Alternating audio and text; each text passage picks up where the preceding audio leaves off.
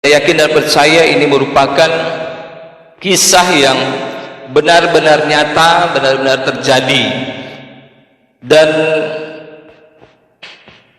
saya akan coba untuk merekonstruksi atau mereview, menggambarkan kembali apa yang sudah kita bacakan di dalam kisah tersebut, di mana pada suatu hari datanglah rombongan kepada Elisa, di mana rombongan tersebut merupakan murid-murid ataupun juga orang-orang yang sementara atau sedang berada di dalam pendidikan Nabi, di sekolah Nabi. Dan Elisa adalah pemimpin di sekolah Nabi tersebut, dan mereka tinggal di asrama. Mereka tinggal di asrama dekat tempat tinggalnya Elisa.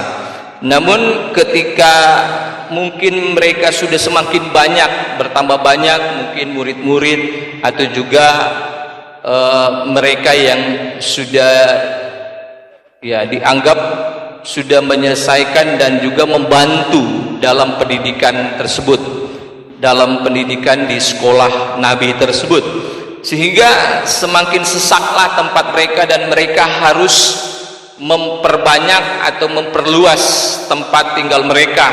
Dan kemudian mereka memberitahu itu kepada Elisa dan juga memohon izin kepada Elisa supaya mereka boleh pergi mengambil kayu-kayu supaya dapat membangun tempat tinggal atau rumah mereka.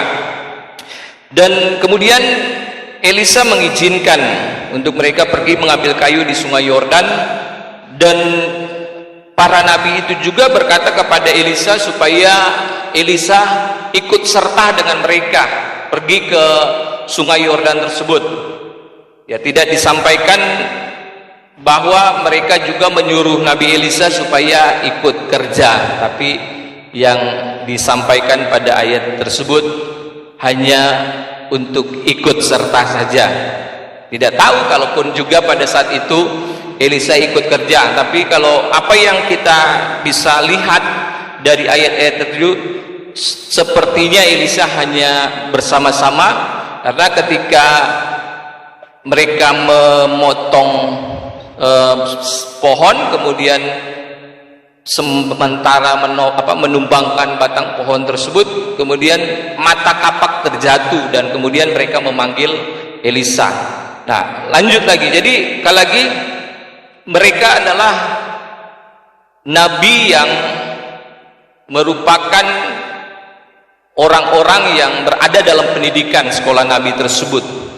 Dan karena semakin banyaknya nabi-nabi tersebut di tempat tersebut, sehingga mereka harus memperluas atau memperbanyak tempat tinggal mereka. Dan kemudian mereka meminta izin kepada Elisa, dan Elisa mengizinkan, dan kemudian juga mereka memohon agar Elisa ikut serta dengan mereka untuk pergi ke Sungai Yordan tersebut. Dan selanjutnya tadi juga sudah dijelaskan, ketika mereka mulai menebang pohon-pohon untuk mendapatkan kayu-kayu dari pohon-pohon tersebut, kemudian ada seorang yang sementara menumbangkan pohon, kemudian mata kapak tersebut jatuh ke dalam air. Memang pohon tersebut kan mereka kan mengambil kayu di Sungai Yordan, jadi bisa dipastikan bahwa pohon-pohon tersebut berada di tepi Sungai Yordan. Jadi ketika seorang memotong pohon itu, kemudian terlemparlah mungkin mata kapak itu dan jatuh ke air. Tidak tahu apakah jauh dari tepi sungai itu ataukah hanya beberapa senti atau meter, tidak diketahui. Tetapi Sungai Yordan itu sangat dalam, walaupun bisa dikatakan lokasinya kalau mau dipikir itu berbeda-beda ya. Ada lokasi Sungai Yordan yang di daerah A, daerah B dan sebagainya.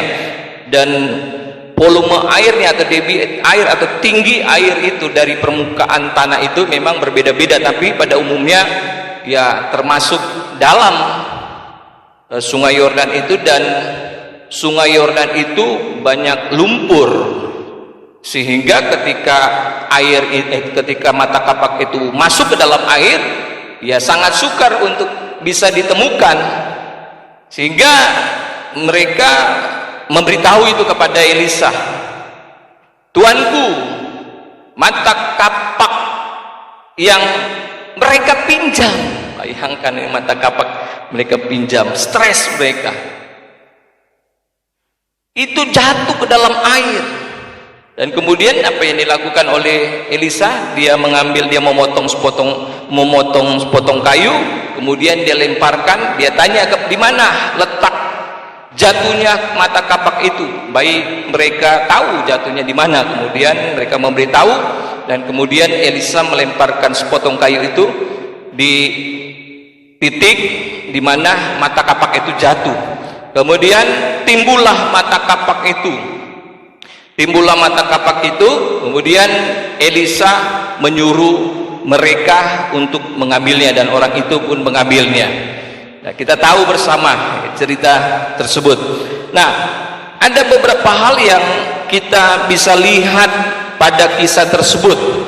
Ada beberapa hal yang kita bisa lihat, ya mungkin bisa lebih banyak lagi ketika kita merenungkan firman Tuhan ini, kita memohon hikmat daripada Tuhan ini. Akan ada begitu banyak hal yang kita bisa dapatkan dari kisah tersebut. Nah, coba kita melihat kembali. Tadi saya katakan kita akan coba mereview, ya, melihat kembali. Jadi ketika mereka pada saat itu tempat tinggal mereka sudah terlalu sesak, sehingga mungkin mereka tidur, ya mungkin kamarnya sudah sangat sempit, dan tempat tidurnya juga mereka mungkin ya sudah, kalau di asrama kan ada yang di atas, di bawah, kemudian di bawah kalau siswa sekolah Alkitab kalau sudah terlalu banyak, ada yang 2 orang satu koi yang hanya ukuran begini, ukuran berapa itu ya, kecil, sehingga kalau mau tidur baku balai belakang. Kalau mau sama-sama begini susah. Kalau nyandak baku balik belakang, baku pelo, saudara-saudara. Tapi laki-laki dengan laki-laki, ya biasa seperti itu. Pernah beberapa kali di sekolah Alkitab seperti itu, supaya kita dapat gambaran. Nah, jadi kemungkinan seperti itu keadaan. Dan ketika mereka merasa, wah ini sudah semakin kita tidak bisa ya beraktivitas maksimal lagi kalau dengan kondisi kita seperti itu, sehingga mereka mau mencari solusi. Mereka mau mencari solusi supaya mereka bisa tidur, tinggal dengan nyaman, sehingga mereka juga bisa akan melakukan aktivitas atau pelayanan. Nah, oleh sebab itu mereka mengatakan kepada Elisa, "Elisa, biarkan kami, izinkan kami untuk pergi mengambil kayu di Sungai Yordan." Dan Elisa mengizinkan mereka. Tapi mereka bukan hanya meminta izin, tapi juga mereka mengajak Elisa supaya ikut pergi. Nah, jadi begini, mereka pada saat itu sedang mengalami masalah. Kita pun juga mungkin hari-hari ini sedang mengalami masalah. Kita tidak tahu masalahnya sebesar apa, seberapa banyak masalah kita, tapi yang kita bisa lihat, masalah yang dihadapi oleh para nabi tersebut itu bukan masalah biasa. Itu sudah sangat-sangat mengganggu aktivitas mereka. Mungkin mereka nanti akan melayani karena mungkin tempat mereka yang tidak begitu nyaman, yang mungkin karena terlalu sesak, satu dengan lain sudah ya saling bersinggungan satu dengan lain. Kan biasa di asrama seperti itu terjadi. Ya tuh Ibu Gembala pernah rasa, anak gua, coba gua kalau tidur jangan menggerok. Kita satu malam ada kerja-kerja, karena tidur di sifat kita cuma mengganggu banget, sangat mengganggu saudara. Sehingga kita bisa melihat sekali lagi itu bukan masalah biasa, walaupun masalahnya berbeda, tapi masalah tersebut itu bukan masalah biasa.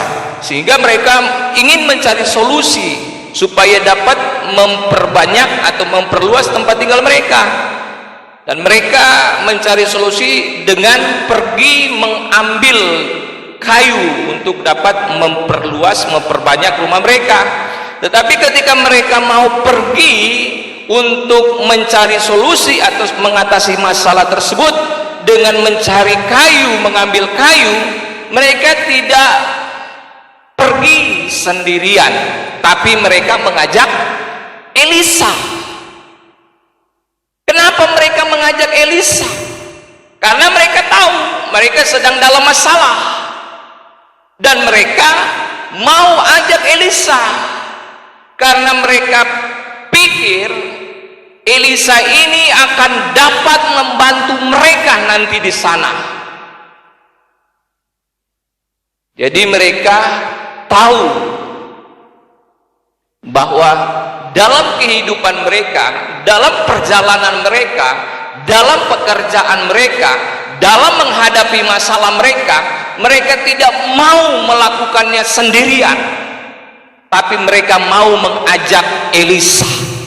Karena apa? Mereka tahu bahwa Elisa adalah orang yang tepat. Elisa adalah orang yang luar biasa.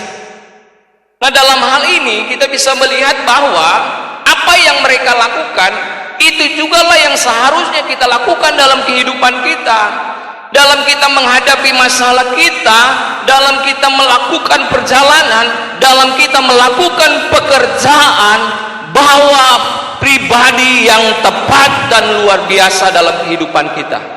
Katakan amin.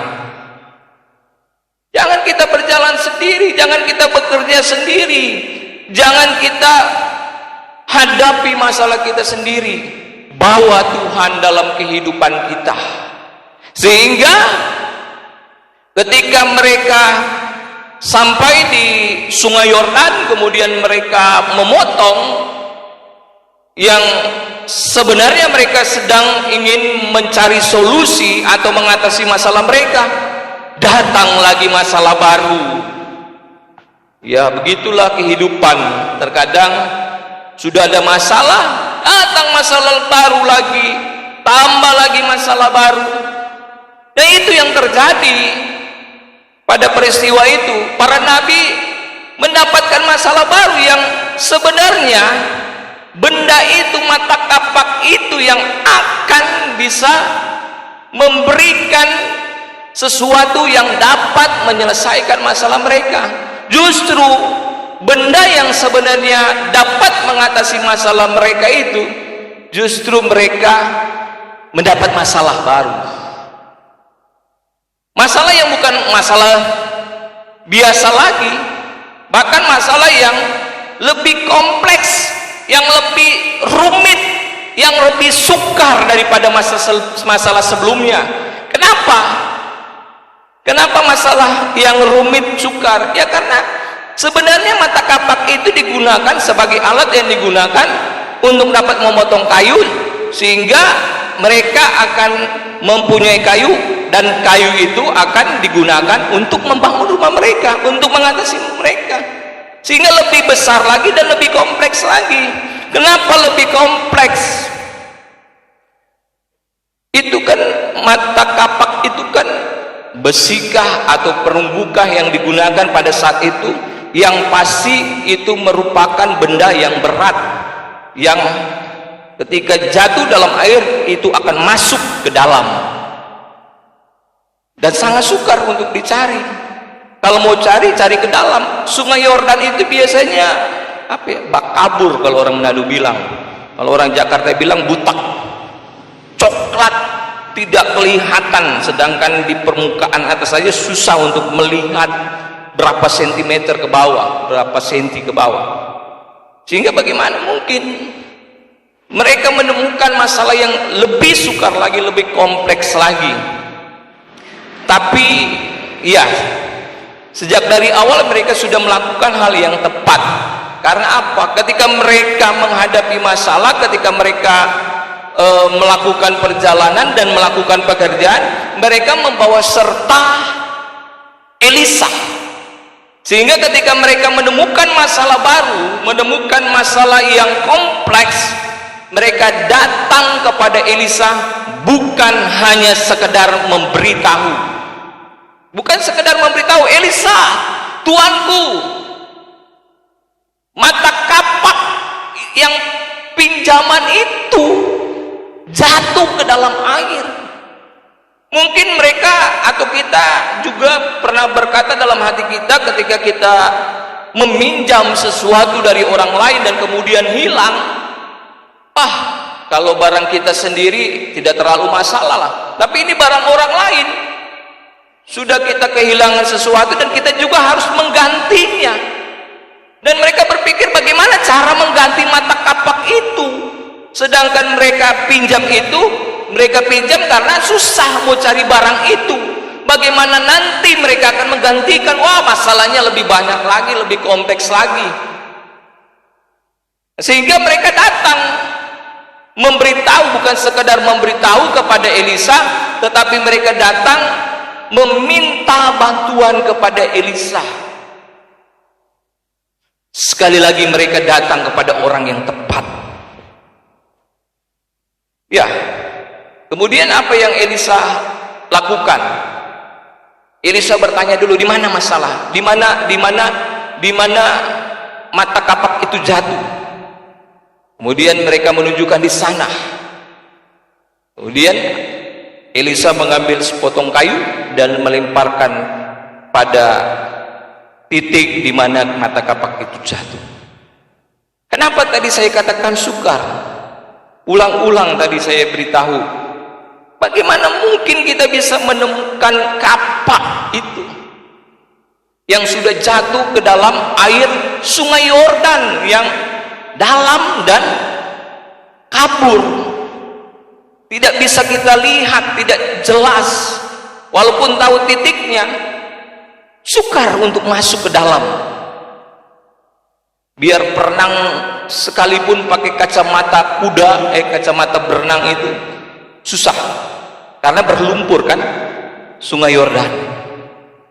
Tapi apa yang dilakukan oleh Elisa? Elisa mengambil sepotong kayu dan melemparkannya di air tersebut, di titik di mana mata kapak itu jatuh ke dalam air tersebut.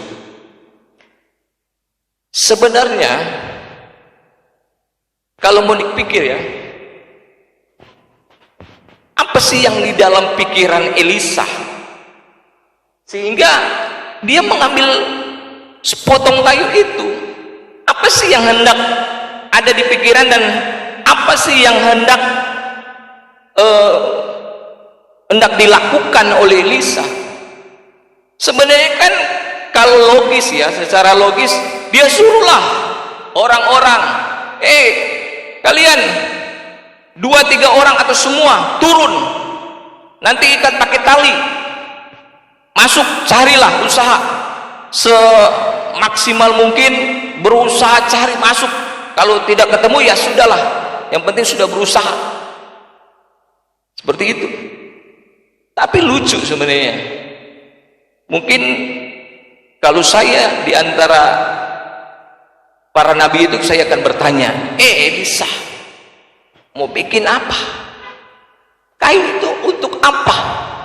Apa hubungan kayu itu dengan mata kapak itu? Apakah sepotong kayu itu ada kailnya sehingga bisa mau tarik itu kapak itu? Apakah sepotong kayu itu punya mata sehingga bisa tahu di mana mata kapak itu?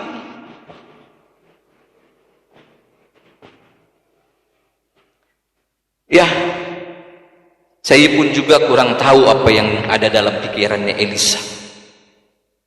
Apa yang dia pikirkan pada saat itu dan apa yang dimaksud dia mengambil sepotong kayu itu. Tetapi di sini kita belajar. Di sini kita belajar sekali lagi, nabi-nabi itu datang kepada orang yang tepat, orang yang luar biasa. Mereka tahu siapa Nabi Elisa itu. Ya, mereka tahu. Ya, karena tadi saya katakan mereka adalah orang-orang yang ada dalam pendidikan nabi di sekolah nabi yang dipimpin oleh Nabi Elisa. Sekolah nabi itu pertama kali didirikan oleh seorang yang bernama Samuel Lengkong, saudara-saudara. Nabi Samuel maksudnya. Itu sekolah yang pertama didirikan oleh Nabi Samuel. Kemudian sekolah nabi itu dilestarikan dan terus berkembang sampai pada masanya Elia. Kemudian Elia digantikan Elisa yang meneruskan kepemimpinan sekolah nabi itu, sehingga mereka para nabi itu tahu, mereka juga yang mungkin sudah mengenyam di sekolah nabi itu, dan mungkin mereka sudah menjadi pengajar ataupun juga staf, sehingga mereka mempunyai jabatan nabi, ya kan.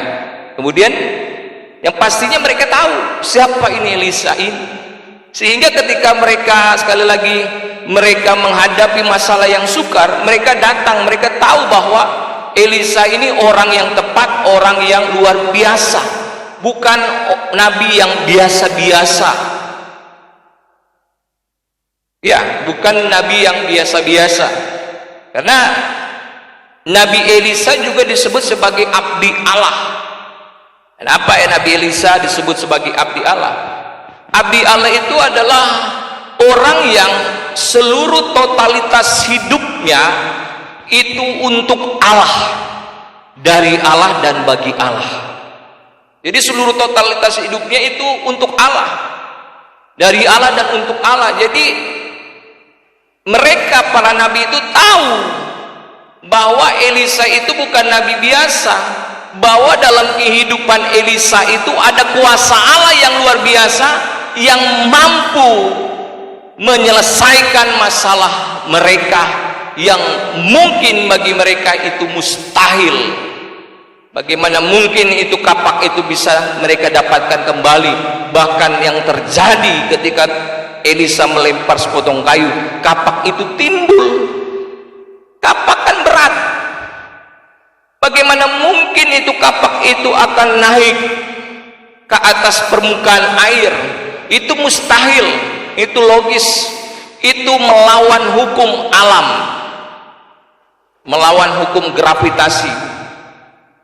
Tapi itu yang terjadi, masalah yang bisa dikatakan mustahil, tetapi oleh karena kuasa Allah, Elisa mampu mengangkat kembali mata kapak itu. Luar biasa, saudara. Kita juga harus mampu meyakini itu dalam kehidupan kita. Apa yang dilakukan Elisa bukan berarti itu tidak bisa terjadi dalam kehidupan kita. Bisa, walaupun ya tidak seperti kasus tersebut. Jangan nanti Ibu Gembala tes saya, coba kalau yakin, kalau percaya, sana coba kasih naik tuh, buang tuh mata kapak, kasih naik ulang, coba. Ya, bukan berarti seperti itu, tetapi kita bisa melihat bahwa apa yang terjadi pada saat itu sesuatu yang itu melawan hukum alam, itu tidak logis, sesuatu yang mustahil, tapi itu terjadi oleh karena kuasa Allah. Dan begitu pun juga, sekali lagi, walaupun kasusnya berbeda, tetapi secara substansi masalah yang kita hadapi adalah masalah yang sukar, masalah yang mustahil dapat diselesaikan. Tapi percaya, kalau kuasa Allah yang bekerja dalam kehidupan kita, maka itu pasti akan terjadi. Ya. Tadi di awal, ketika para nabi ini mau menyelesaikan masalah, mereka mau pergi ke Sungai Yordan, mereka mengadakan perjalanan, mereka akan bekerja, mereka menghadapi soalan, mereka mengajak Elisa sebagai abdi Allah. sebagai pribadi yang tepat dan luar biasa. Dan kita juga tahu bersama bahwa dalam kehidupan kita di dalam dunia ini ada satu pribadi yang tepat dan luar biasa, dialah Yesus Kristus. Makanya kita harus bawa serta Tuhan dalam kehidupan kita. Apapun yang terjadi dalam kehidupan kita, bawa serta Tuhan. Dan ketika kita menghadapi masalah itu, panggil Tuhan. Sama seperti mereka panggil Elisa, karena Elisa itu api Allah. Pada zaman itu berbeda dengan zaman sekarang. Kalau zaman dulu itu tidak sembarang mau menghadap Allah. Hanya orang-orang tertentulah yang bisa menghadap Allah, termasuk Elisa, Musa. Hanya mereka yang bisa menghadap Allah. Sehingga para nabi pun juga, mereka walaupun mereka nabi, tapi mereka juga tahu mereka bukan nabi seperti Nabi Elisa, Nabi Elia. Sehingga mereka harus datang kepada Nabi Elisa. Karena Nabi Elisa sebagai perantara Allah. Tapi di zaman kita sudah bisa langsung menghadap Dia. Makanya ketika kita berjalan, ketika kita bekerja, kita bawa serta Allah dalam kehidupan kita. Ketika kita menghadapi masalah, kita panggil Dia, meminta tolong kepada Dia. Apapun masalah yang kita hadapi, sesukar apapun, mungkin mustahil bagi kita, tapi tidak ada yang mustahil bagi Tuhan. Ya, tidak yang mustahil bagi Tuhan. Dan kisah ini juga merupakan tipologi, gambaran. Kenapa kisah ini merupakan tipologi atau gambaran? Ya, berbicara sepotong kayu ini kan adalah sesuatu yang sebenarnya tidak ada apa-apanya, saudara. Makanya tadi ketika Elisa melempar kayu, apa sih sebenarnya yang dalam pikiran? Apa sih yang dipikiran ini? Kayu ini bisa bikin apa? Tapi bukan kayunya.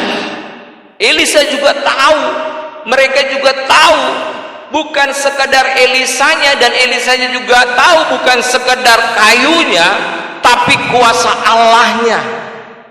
Sehingga tadi saya katakan sepotong kayu ini juga merupakan tipologi atau gambaran salib Kristus. Ya, kenapa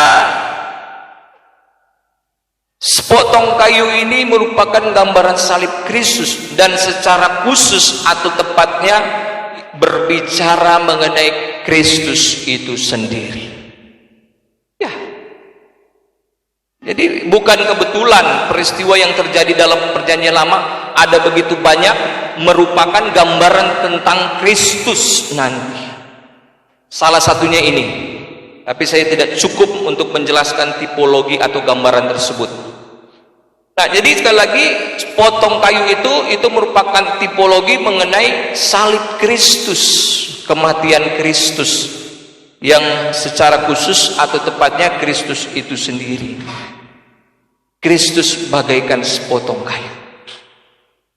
Ketika Dia berada di kayu salib dan Dia mati di atas kayu salib, apa yang dilakukan oleh Kristus? Apa yang dilakukan oleh Kristus? Coba kita renungkan. Coba kita renungkan apa yang dilakukan oleh Kristus ketika Dia di atas kayu salib dan mati di kayu salib. Dia mau menebus, Dia mau angkat kita. Kita sebenarnya sudah divonis mati. Hai Adam, makan, silakan makan buah ini. Tapi satu di tengah taman jangan kamu makan. Karena ketika kamu makan, pada hari itu juga kamu akan mati. Sebenarnya orang ini harus mati. Kalau Tuhan sudah bilang, Pasti terjadi. Makanya ketika Tuhan Adam, kesian, kita bilang jangan makan. Karena kalau makan, kita bilang ngoni pasti mati. Kalau saya sudah bilang, pasti terjadi. Siapa yang bisa batalkan perkataanku? Siapa yang bisa batalkan perkataan kuasa Allah? Itu sesuatu yang mustahil. Sama seperti peristiwa itu digambarkan sesuatu yang mustahil untuk mengangkat mata kapak itu. Kita pun juga sebenarnya mustahil bisa hidup, saudara-saudara. Sadar kita sebenarnya tidak bisa hidup lagi. Ya, karena Allah sudah mengeluarkan perkataan. Ini bukan perkataan manusia yang bisa ditarik lagi. Bukan perkataan manusia yang bisa gagal atau banyak kali gagal. Tapi ini perkataan Allah. Sehingga ketika realita itu terjadi, Allah sudah merancangkan satu peristiwa untuk dapat mengangkat manusia yang sebenarnya tidak mungkin. Sekali lagi bilang dalam hati kita, tidak mungkin kita bisa hidup kembali, karena Allah sudah berkata, mati kamu. Mustahil. Tapi lewat salib Kristus, lewat kematian Kristus, Dia angkat kita kembali. You raise me up. Kau angkatku. Itu bukan sembarangan Tuhan angkat kita. Dia tebus kita, Dia hidupkan kita kembali. Sadar sekali lagi kita bahwa kehidupan kita ini ditebus.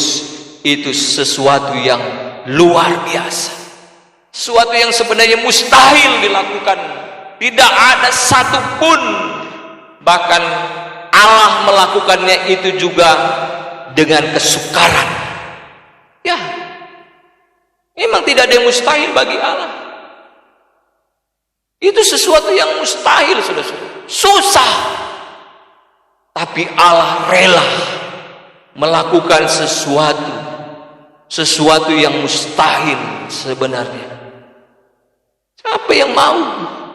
Akhirnya Dia rela mengorbankan dirinya. Supaya apa? Dia bagaikan sepotong kayu yang mau mengangkat kita dari lumpur dosa. Sebab itu perjamuan ini mengingatkan kembali bahwa kehidupan kita telah diangkat oleh Kristus. Mustahil. Bersyukur kita dibandingkan orang lain yang tidak menerima keselamatan itu. Ya, kita merupakan bagian daripada keselamatan itu, yang seharusnya kita itu tidak bisa, sukar, mustahil. Tapi oleh salib Kristus, oleh kematian Kristus, kita diangkat dan dihidupkan oleh Kristus. Sebab itu kita harus bersyukur, bersukacita atas keajaiban yang Tuhan lakukan dalam kehidupan kita. Haleluya. Lord Yesus,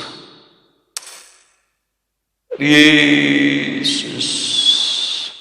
Kita renungkan kehidupan kita, apa yang Tuhan lakukan, kerjakan dalam kehidupan kita. Lord Jesus, Lord Jesus, haleluya.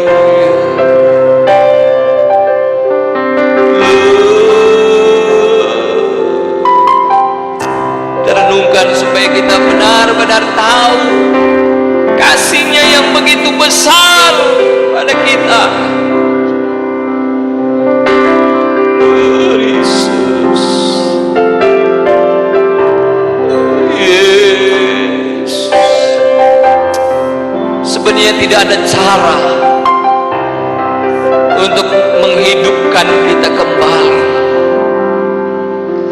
tapi Allah yang ajaib sanggup punya cara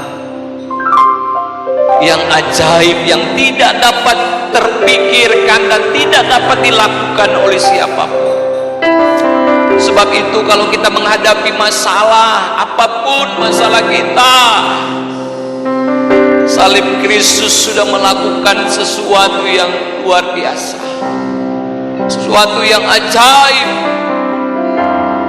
sangat ajaib. Haleluya. Dia juga pasti akan bisa menyelesaikan masalah dalam kehidupan kita. Lord Yesus. Haleluya. Haleluya. Lord Yesus. Mari kita berdiri dan kita akan masuk dalam perjamuan Tuhan. Lebih dalam lagi kita masuk dalam persekutuan sama dengan Tuhan.